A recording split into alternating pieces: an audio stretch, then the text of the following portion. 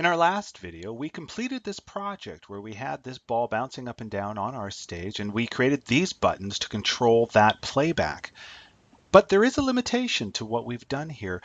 Currently, we have just this one timeline, and we've got the one ball bouncing up and down. But I want you to imagine what would happen if we had two balls we wanted to control on this timeline, and we wanted to be able to control them separately. Well, rather than imagine, let's see what would happen. I'm going to come down here to my timeline. I'm going to select the ball layer. I've changed the name to ball finally, and I'm going to hold down the control button to get this contextual menu, and I'm going to duplicate that ball. Now it says ball copy 4. It's 4 because I've already been playing around. I've already created a couple of other versions of this, but you'll notice that this basically has all the same transitions as our original ball. If I scroll down, you can see all these transitions still remain. And what I'm going to do is I'm going to just click on this new one that we've just created here and drag it off to the left here. And I'm just going to hold down my shift button to constrain that. And if I scrub through my timeline, you can see that both balls are bouncing in unison. But like I say, I want to be able to control these separately, so these balls will bounce separately. Currently, because they both exist on this timeline, well, let's see what happens if I preview this in the browser, Command Return on my keyboard. Since these buttons control this main timeline, both these balls, since they exist on the main timeline, will be controlled in unison. So how do I go about creating a separate timeline? Well, this is what symbols are all about. When you hear the word symbol, I want you to think independent timeline. And what I'm going to do is I'm going to take this second ball that we've just created here, and I'm going to turn that into a symbol. I do that by holding down the control button, clicking on the object, and from this menu, I'm going to select Convert to Symbol. And I'm going to call this second ball. And I'm going to turn off autoplay timeline.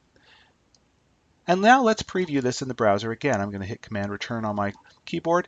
This time when I hit drop, you can see that, hey, why is this one not dropping? Well, it's because it's now a symbol and it has its own independent timeline.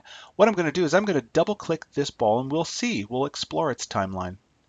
Double click, and there is the animation that we had created, but now it exists on its own separate timeline. You can see that we're in a separate timeline. If we look up here, that we have this stage, that's our main timeline, / second ball. This is, by the way, called a breadcrumb trail. This allows us to navigate through our composition and get to different timelines. But because this now is its own separate timeline, we can create new buttons that will control this timeline. I'm going to hit stage here to get back to our main timeline. And what I'm going to do is I'm going to very quickly draw an ellipse. I'll just draw it underneath here. Hold down my shift button to constrain that to a circle. I'm just going to give that a little bit more color here. There we go. I'm going to give this button an action that will control our second ball. And I do that again by holding down the control button and clicking on that new button. I'm going to come all the way down to Open Actions for Ellipse 3. And we are going to, in our dialog box here, make this button controlled by a click. And what's going to happen is when someone clicks on that button, they're going to control the playback. I'm going to say play. But what are they going to control? Well, not the stage. Remember, the stage is our main timeline. If I click stage, you'll see that, hey, there is the new symbol that we've just made, second ball. I'm going to double click this, double click. And now we get a little bit of code that says sim, this looks kind of familiar, sim dot get symbol. Oh, well, hey, look at it. It's trying to get the symbol. Which one? Second ball. And what is it going to do? Dot play it, parentheses, semicolon. And that's all that we have to do. Now if I preview this in the browser, Command Return, I'm going to click on this new button that we've made here, and you can see now, hey, our second ball plays. But you'll notice it doesn't loop. Well, why doesn't it loop? Well, because if I enter into this ball's timeline by double-clicking that ball, remember we had a timeline trigger that we had put onto the original timeline, and we don't have one here. So all I'm going to do is I'm going to move my current time indicator to the end of this animation. Click on this icon. Remember, this is our insert trigger icon, and this is going to trigger our timeline to do what? To play. In fact, I'm just going to double click second ball here, I'm going to close this. Now you can see that there is that little bit of code here. By the way, if I double click this little icon here, that will bring up our little dialog box, our code dialog box.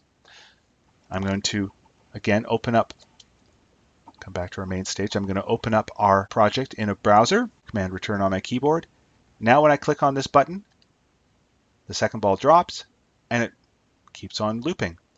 I'm going to click on this one, and you can see that now these balls are working independently because we have an independent timeline associated with this ball here. Because I've got this stop button associated with this ball, when I hit stop, it'll stop that ball. But this one, we don't have a stop button yet for that one. It'll just keep on looping. Well, I'm not going to create that stop button yet. I'll leave it for you to do.